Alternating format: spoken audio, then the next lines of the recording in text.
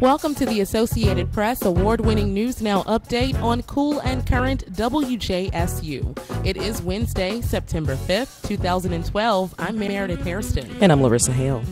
In the first half of today's show, we will look at these stories. A Jackson police officer gets bond on bribery charges. Mitt Romney says America is worse off now than in 2009. Also, WJSU provides coverage of the Democratic National Convention in Charlotte, North Carolina. But first, we will take a quick peek at weather and traffic.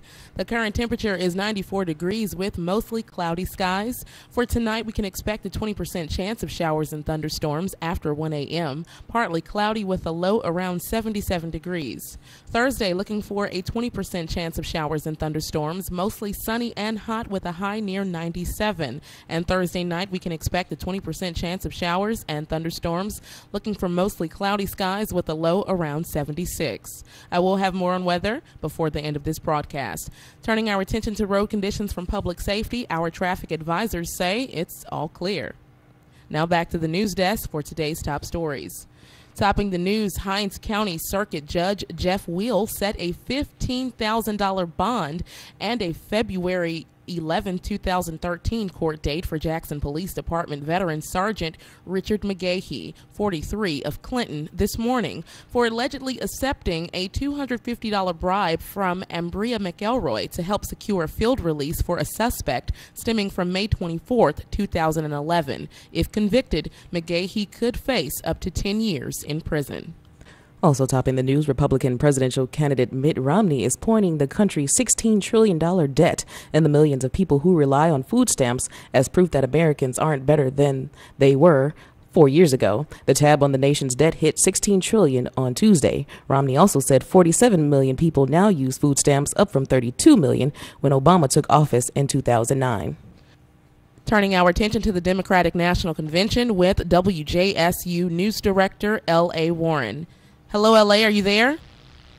Once again, I am in Charlotte with Florida State University's WFSU News Director, Tremel Gomes. Now, we continue to explore convention newsmakers this week, and I am examining activities outside the convention hall in Charlotte, and WFSU's Tremel is inside the convention arena, and I am at the corner of East Street and North College Street. I'm near the Time Warner Arena, where things are relatively calm. Now, Courtney and I have been tracking the movements of President Barack Obama, and we understand that he has arrived in Charlotte. And Courtney Christopher Page is here to tell us more about the president and his motorcade. And thanks so much, L.A. Basically, the president got here a little bit after the 1 o'clock hour time in Mississippi. Once he arrived here at the Charlotte International Airport, he was greeted with about 20 to 25 spectators that got a chance to get autographs as well as have a photo op. He was then taken away from the international airport and was whisked away to an undisclosed location, but he is here in the metro area, and the small crowd that was on the scene, they were delighted to actually get a chance to see a presidential motorcade. L.A.? Now, as I said, things are relatively quiet here, and it is the weather is far different than it was yesterday. Today, it is partly cloudy, and we're going to have more on the weather update shortly.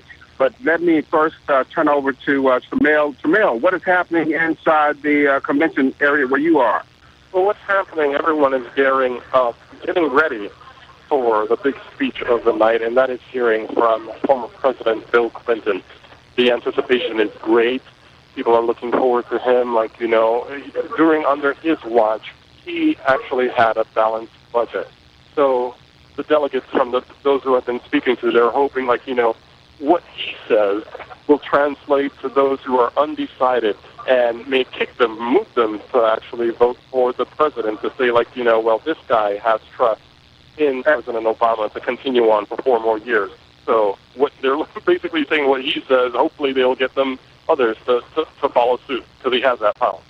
Okay, and Tremel, along with San Antonio Mayor Julian Castro and former Ohio Governor Ted Strickland, Michelle Obama made a passionate plea for her husband and cited his accomplishments over the past years.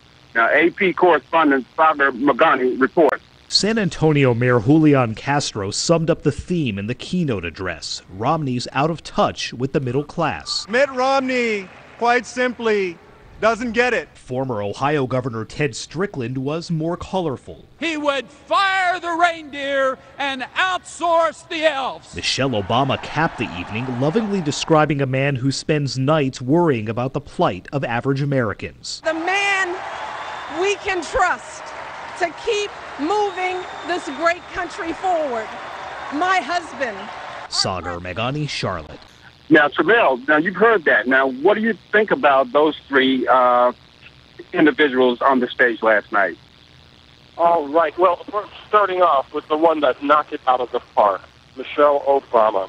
Her speech, as you just heard, her goal was to relate to the people, middle-class Americans, to say, they are not out of touch. She told the story of their family, of how their parents struggled to put them through education, to send them off to college by helping to pay their tuition, even making sacrifices by putting off, certain bills and all of that stuff.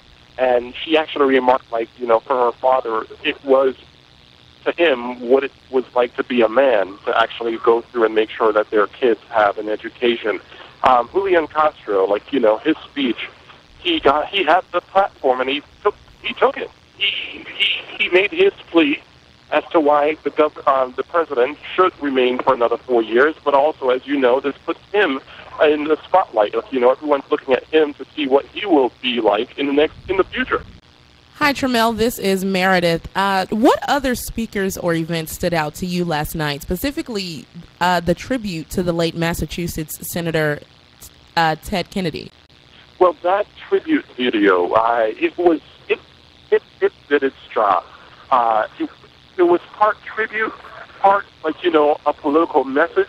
It actually gave the feel as if Ted Kennedy was here right now campaigning.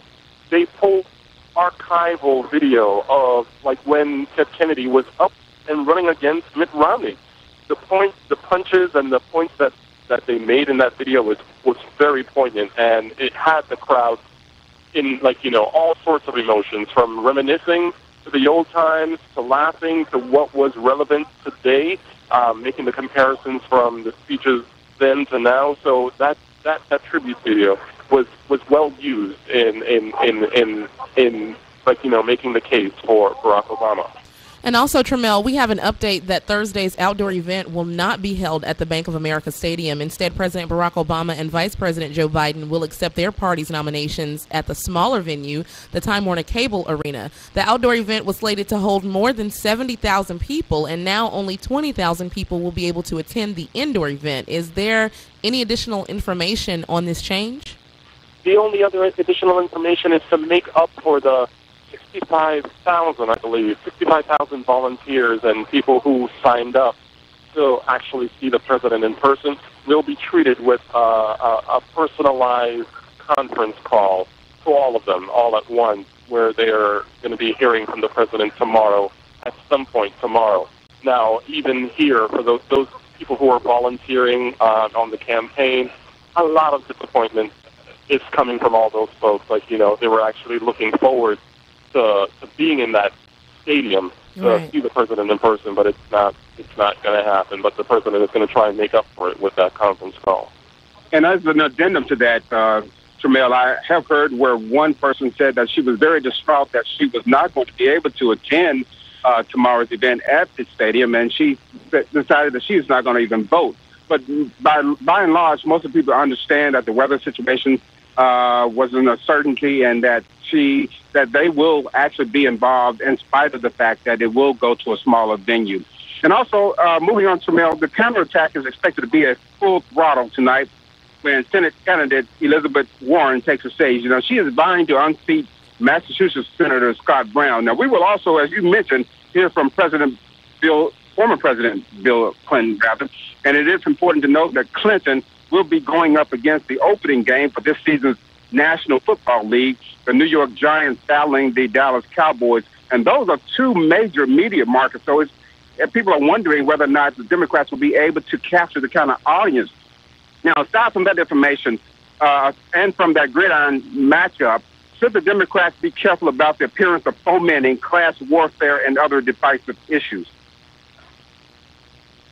Well, it's mostly what I'm looking like everyone here. Bill Clinton, those are some good points. Like everyone here.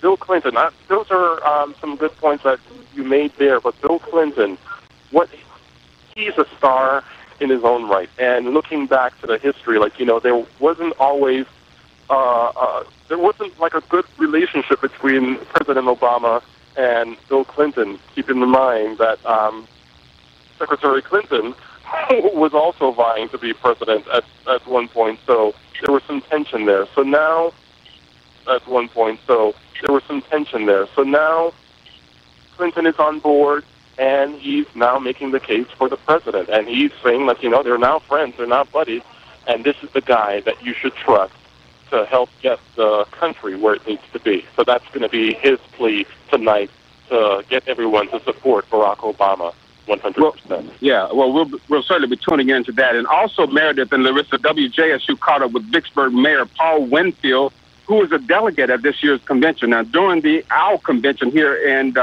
Charlotte, he had some advice for those back home in the Magnolia State. I think the most important thing we can do back in Mississippi is continue to register voters, promote education, but registration, more importantly, with young people in the high schools.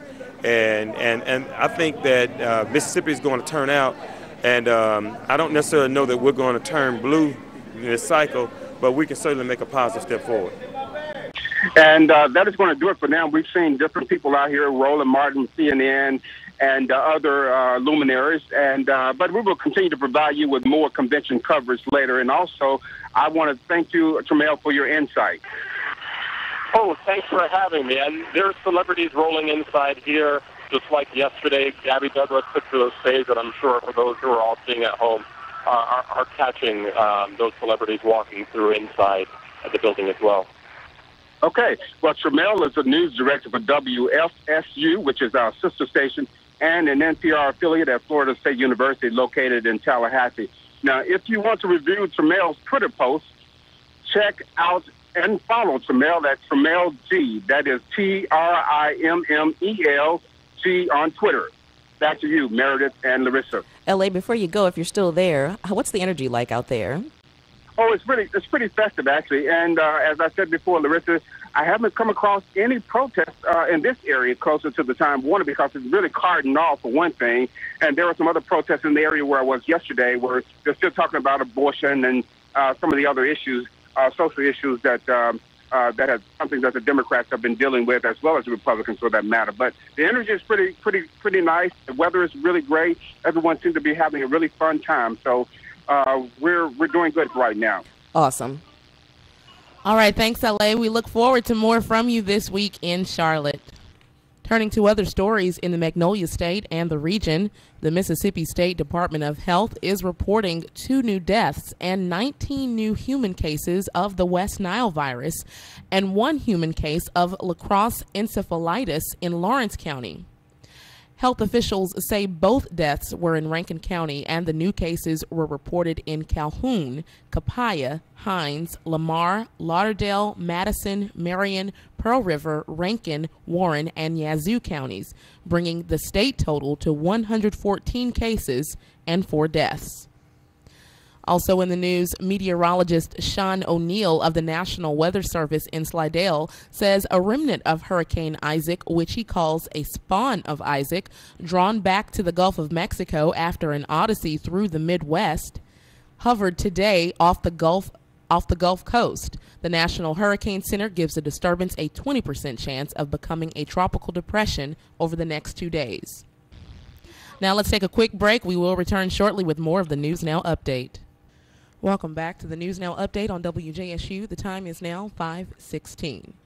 The Justice Department is urging a federal judge to ignore BP's assertion that the Gulf Coast Natural Resources are making a robust recovery from its massive 2010 oil spill. In a strongly worded court filing Friday, government lawyers also renewed their vow to prove BP engaged in gross negligence or willful misconduct, leading up to the deadly rig explosion that killed 11 workers and spawned the nation's worst offshore oil spill. BP could be liable for billions of dollars in fines if U.S. District Judge Carl Barbier sides with the government.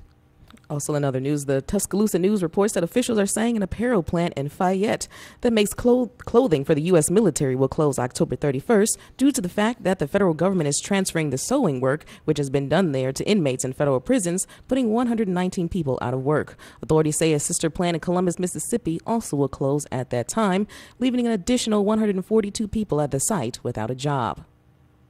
The Obama administration is temporarily waiving clean gas requirements in Louisiana, Florida, Tennessee, South Carolina, Mississippi, Alabama, Georgia, and North Carolina affected by Hurricane Isaac. Governors requested the waiver because fuel supplies from refineries in the Gulf area were disrupted by Isaac. EPA Administrator Lisa Jackson says extreme circumstances could cause a gas shortage. And in other national news, Nevada's none of the above voting option will be on the November ballot after all, following an emergency stay sought by the Secretary of State's office and granted by a federal appeals court. A lawsuit backed by the Republican National Committee sought to get rid of Nevada's unique none voting choice. The GOP fears none could siphon votes from Republican candidates in what are expected to be tight presidential and U.S. Senate races. Also, Republican Vice Presidential nominee Paul Ryan says he supports prayer in public schools if approved by states. He says it's a constitutional issue for states and a moral responsibility of parents. And he says Utah voters would have a pretty good chance of allowing prayer in schools. GOP presidential nominee Mitt Romney's campaign has not immediately clarified whether he agrees with Ryan's position. Suspect Connor Stevens of Berea in suburban Cleveland, charged with plotting to bomb a highway bridge over the Cuyahoga Valley National Park between Cleveland and Akron in Ohio, has pleaded guilty in the first of 3 expected guilty pleas in the case. Stevens was charged with conspiring to use a weapon of mass destruction, knowingly attempting to use a weapon of mass destruction, and attempting damage property with explosives. Now turning to finance news, FedEx cited weakness in its express package delivery business. That's a sign that FedEx's customers around the world are choosing slower, cheaper delivery options to save money. FedEx's stock fell to $1.74 to $85.80. The Dow Jones Industrial Average closed up 12 points at 13,048 today. The Standard & Poor's 500 index fell 1.5 points to 1,403. And the NASDAQ Composite Index lost 6 points to 3,069. And in other business news, Ford is recalling about 7,600 brand new 2013 model year Escape SUVs with 1.6-liter four-cylinder engines to fix coolant leaks that can cause engines to overheat or even catch fire. The problem is that plugs in the engine may not have been installed properly and can fall out while the motor is running. Coolant can leak and cause engines to overheat. And that's it for business news. I'm Larissa Hale. And I'm Meredith Hairston. Now let's take a look at JSU campus news, after which we will look at Spotlight and Entertainment, in which we discuss actress Amanda Bynes is being charged with a hit and run in connection with 2 tracks. Well, quickly, I know you never watched any of the Olympics, or so it seemed, but I did. Did you not. actually watch the Democratic National Convention last night? Did I? I was like I was at a game or something. I had popcorn and everything waiting for Michelle. I was just, ooh, what's she going to say? But I did get a chance to listen to other people besides Michelle and like Julian Castro. I thought Lily Ledbetter had a great speech, but like I said, I really enjoyed Castro's speech. It was nice to just see all of the Texans in the audience, and then it just kind of made me aware that we really are a diverse and multicultural, country, and that it's nothing to, I guess, be afraid of or to fear, that we should welcome it. You know what I mean? I was just like, wow, San Antonio is a cool place, and it is. He represents San Antonio. You know what I was thinking? Just like, wow, this is a great country. It really can be. And I think they all captured in some kind of way Obama's essence in speaking. Did. Like Deval Patrick, the governor of Massachusetts, he had a standing ovation. Julian did. Lily Ledbetter. There were so many people, and I thought about the Republicans were accusing like the Democrats of not saying the word God. Like they counted. Like really, right? But they had nothing else to do. Right, but if you listen to, especially when Michelle was talking, you don't have to say the word God to know that God exists. You can hear the essence of just the characteristics that make up what God is. And they also spoke to, the fact that she didn't necessarily mention Mitt Romney, but you knew who she was talking about, as she spoke about his character versus, the other guys, I guess. Most definitely. Well, that's going to do it for us. Thank you so much for joining us for the News Now update on Cool and Current WJSU. Up next is Marketplace.